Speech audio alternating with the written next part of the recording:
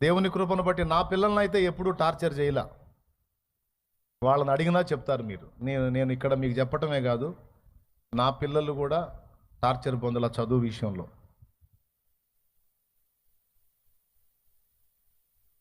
ఒకడికైతే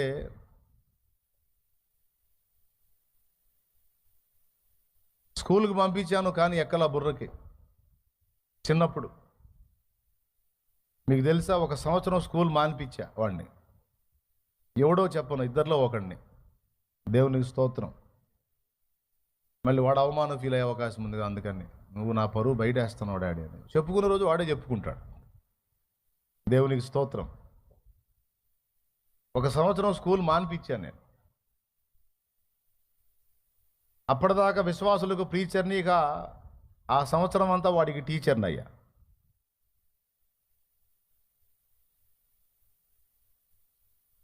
నాకు తెలిసిన సబ్జెక్ట్ అంతా వాడికి నేర్పా. ఇంకేం లేదు, నేను పరిచర్యకు పోయి రావటం, వాడిని కూర్చోబెట్టడం, వాడి చేత అన్ని రాయించటం, చదివించటం. దేవుని కృపను బట్టి వాడికి స్కూల్లో 6 తరగతులు చదివితే ఎక్కనిది, దేవుని కృపను బట్టి అంతా 2-3 నెలల్లో వాడికి అవగాహన కల్పించేటట్టు దేవుడు కృపనిచ్చాడు.